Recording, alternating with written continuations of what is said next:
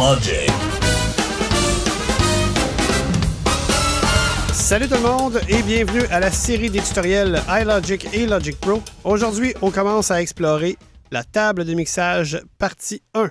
Et oui, partie 1 puisque la table de mixage est le nerf de la guerre de Logic Pro. Tout se passe à ce niveau-là. Si vous réussissez à maîtriser la table de mixage, croyez-moi, vous allez avancer énormément dans Logic Pro. On commence à l'instant. Je vais vous décrire pour commencer en fait, ce que vous retrouvez dans la table de mixage lorsque vous faites apparaître celle-ci avec le raccourci X.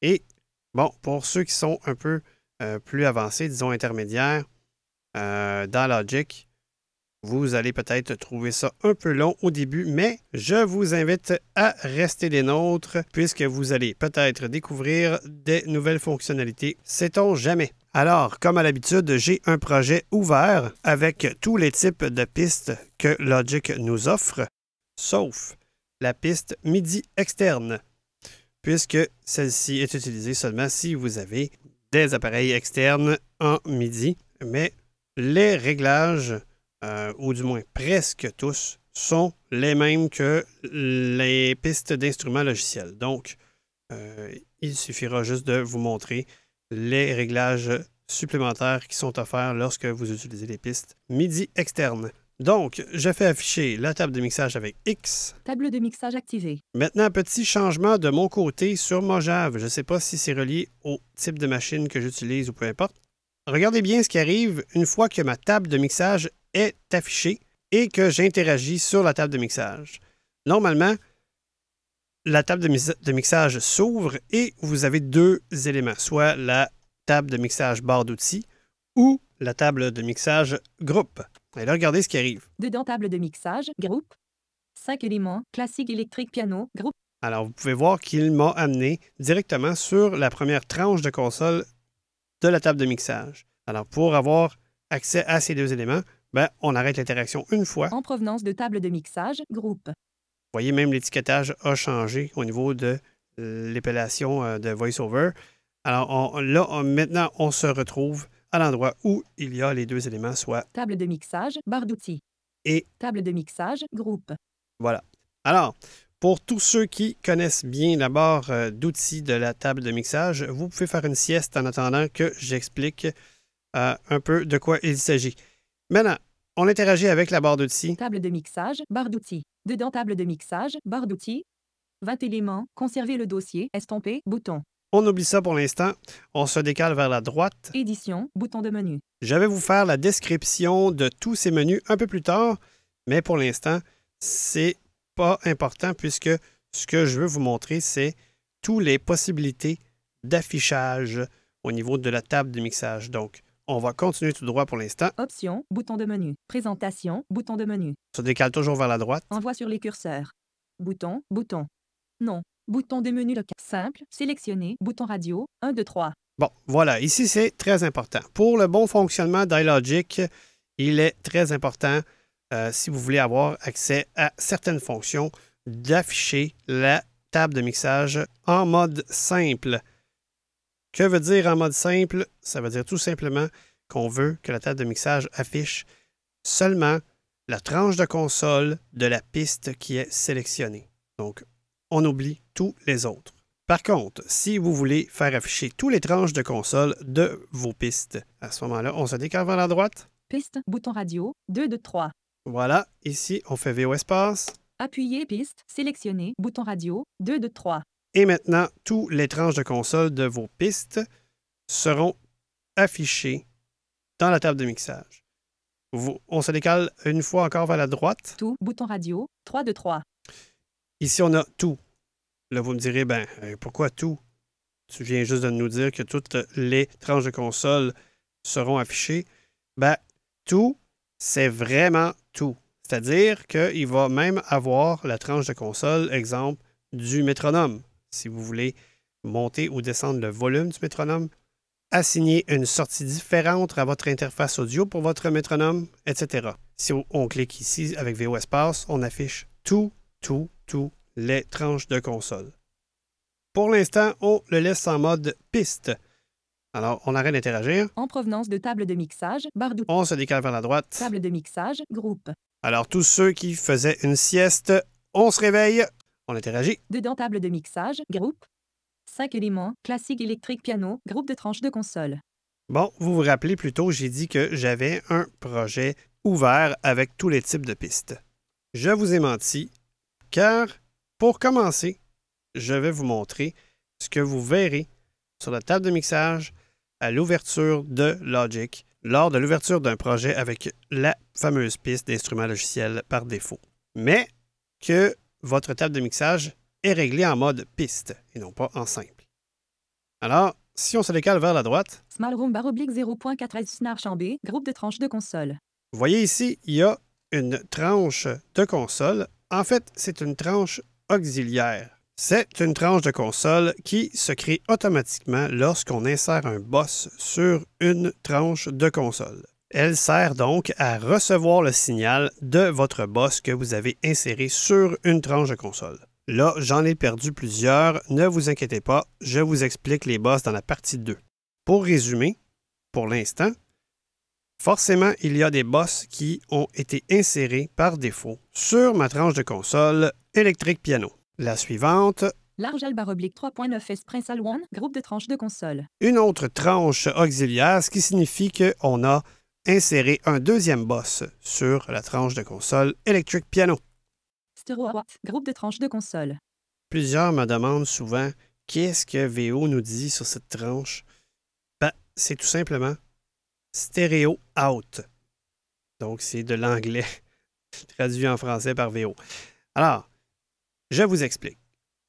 Souvent, ceux qui ont des consoles automatisées externes, Behringer X-Touch ou BCF 2000 ou Mackie, peu importe, me disent « Je ne comprends pas, j'ai seulement une piste dans mon projet, donc seulement une tranche de console qui est reliée à cette piste, mais j'ai plusieurs faders qui sont levés sur ma table de mixage automatisé. Pourquoi au juste je vois plusieurs faders ouverts alors que j'ai juste une piste qui est active avec sa tranche de console à l'écran? Premièrement, chaque piste que vous allez créer dans Logic, automatiquement, cette piste aura sa propre tranche de console dans la table de mixage. Or, cette tranche de console-ci, on peut voir sur la table de mixage automatisé qu'elle est bien levée. Le fader est levé et c'est la deuxième en partant de la gauche. C'est tout simplement le subgroupe de votre tranche de console. Autrement dit, le fader contrôle la sortie de votre interface audio sur laquelle votre tranche de console est assignée. Comme par exemple ici, ma tranche de console 1, qui est mon piano, est assignée sur la sortie 1 et 2 de mon interface audio. Donc, si j'interagis avec cette tranche de console-là, qui est Stereo Out, Dedans Stereo Watt, groupe de tranches de console. 14 éléments, réglage, bouton. on se lance à droite. 0 décibels, mesure de la réduction du gain, bouton. Ici, on peut voir le niveau du gain d'entrée, donc ce que la tranche auxiliaire reçoit. Et, bouton. EQ, ici. Stereo, bouton. Ici, on peut le mettre mono ou stéréo. On a juste à faire VO espace, puis on choisit soit mono ou stéréo. Effet audio, groupe. Ici, on peut ajouter un effet audio. Groupe, bouton de menu local. Ici, on peut ajouter au groupe. Read, groupe. Ici, on peut le mettre en mode Read, Latch, Touch. Ça, c'est pour les automations. 0, panoramique. Le pan. Moins 18 décibels, niveau de clip, bouton. Ici, c'est le niveau de clip. Plus 0,0. Volume, curseur. Ici, c'est le volume. On peut interagir. Bounce, bouton. On peut faire un bounce. Muet, non coché, case à cocher. Ici, c'est pour le mettre muet, Solo, non code stéréo à droite. Non, texte. et le nom. On a déjà fait le tour, alors vous allez voir plus tard, comparativement à une tranche de console régulière, qu'il y a beaucoup moins d'options dans cette tranche-ci, puisque c'est une tranche subgroupe. C'est uniquement pour recevoir le signal des tranches de console qui sont envoyées sur une sortie de votre interface audio. Dans mon cas, la tranche de console du piano électrique est envoyée sur ma sortie 1 et 2, donc automatiquement, Logic a créé le subgroupe Stereo Out. Curieusement, Logic va toujours nommer la sortie 1 et 2 de votre interface audio par Stereo Out. Si, par exemple, vous prenez une autre tranche de console et que dans la sortie de celle-ci, vous choisissez la sortie 3 et 4 de votre interface audio. Automatiquement, une tranche de console subgroup s'ajoutera à la table de mixage et de cette façon, vous pourrez, avec celle-ci, contrôler la sortie 3 et 4 de votre interface audio. Maintenant, je suis dans le fameux projet que je vous parlais plus tôt, avec toutes les pistes à faire dans Logic. Je vous fais visiter la tranche de console 1, Classique électrique piano, groupe de tranches de console. tranche de console 2. Drum Best of Drum, groupe de tranches de console. Donc ici, j'ai une batterie. AC, groupe de tranches de console. Ici, j'ai une guitare acoustique. Stereo Out, groupe de tranches de console. Et voilà notre stéréo out qui est ici. Donc, vous pouvez voir que en ce moment, les 3 tranches de console qu'on a vues plus tôt, ils sont dirigés dans la sortie 1 et 2 de mon interface audio. Pourquoi? Puisque si je me décale à droite, Master, groupe de tranches de console. on a la tranche Master qui est toujours la dernière complètement à droite. On y reviendra plus tard. Si je voulais par exemple prendre la tranche de console numéro 2 et l'envoyer dans la sortie 3 et 4 de mon interface audio. Alors, on va se décaler vers la gauche pour retourner sur la tranche de console 2. Ose AC, Drum Best of Drum, groupe de tranches de console. On interagit. Dedans Drum Best of Drum, groupe de tranches de console. 24 éléments, Drum Best of Drum, bouton. Je vais vous expliquer en détail tous les menus, mais pour l'instant, on se dirige vers la sortie de notre tranche de console. On se décale vers la droite. 0 décibels, mesure de la réduction du gain, bouton. Sauf si on l'a vu. Et, bouton. EQ. Effet MIDI, groupe. Hop, effet MIDI. Vous vous rappelez, tantôt, on a vu effet audio. C'est tout simplement que ici, c'est une piste d'instrument logiciel. Donc, on peut ici insérer un effet MIDI. Drum kit, groupe. Voilà mon instrument qui est ici. On pourrait interagir et aller le changer. On va voir ça plus tard. Effet audio, bouton de menu local.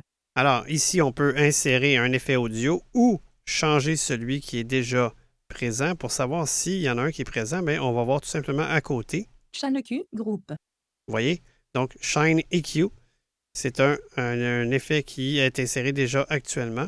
On continue. Effet audio, bouton de menu local. Donc, un autre bouton effet audio, si on voulait en ajouter un deuxième.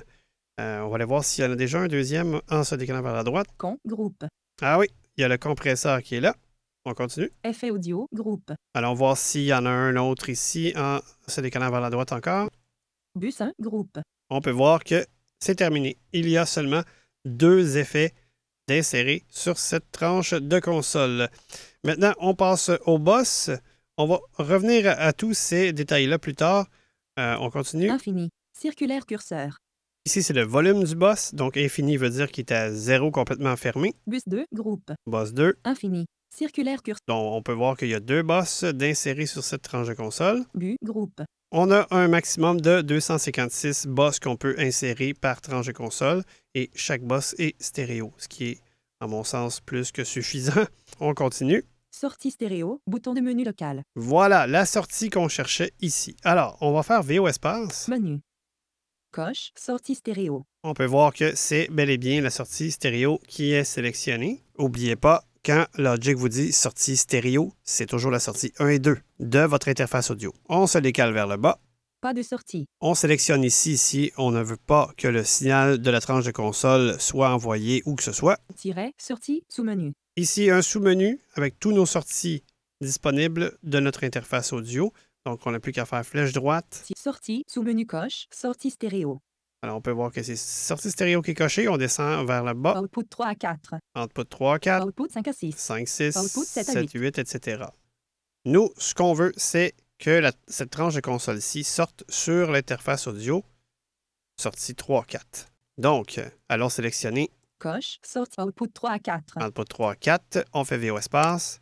Output 3. Et voilà, un subgroup 3-4 a été créé. On va aller le constater. On arrête l'interaction. En provenance de Sunset. Alors, on se décale vers la droite. AC, groupe de tranches de console. Stereo out, groupe de tranches de Et voilà, stéréo out est ici. Output 3 à 4, groupe de tranches de console. Et voilà, notre subgroupe pour la sortie de notre interface audio 3 et 4 est ici. Vous pouvez bien sûr assigner le nombre de tranches de console que vous voulez sur les subgroupes. Une fois que le subgroupe est créé, on peut additionner le nombre de tranches de console qu'on veut dedans. Alors déjà, ça en fait pas mal à assimiler. Pour résumer N'oubliez jamais qu'une tranche de console a toujours une entrée, une sortie au minimum. Une tranche de console d'instruments logiciels, il vous faudra évidemment créer une piste d'instruments logiciels, donc son entrée sera l'instrument logiciel. Pour une tranche de console audio, il vous faudra créer une piste audio. Son entrée sera soit les entrées de votre interface audio ou le contenu de votre piste audio. Pour une tranche de MIDI externe, l'entrée sera soit le contenu de votre piste MIDI externe ou d'un appareil externe, comme votre interface audio si elle est munie d'une entrée MIDI. Pour les tranches auxiliaires, à l'entrée de ceux-ci, vous pouvez recevoir le signal qui arrive soit des entrées de votre interface audio, le signal venant des tranches de console ou des bosses. Et finalement, le master que nous verrons un peu plus tard. Je vous retrouve dans la partie 2 de la table de mixage. Voilà, j'espère que ça vous a plu. Prenez note que le Google Group est là pour vous aider en cas de besoin. Si vous n'êtes pas abonné, nous vous invitons à le faire. Il y a une page dédiée à cet effet sur le site web d'iLogic au www.ilogic.fr ou nous joindre par courriel au ilogic.contact@gmail.com.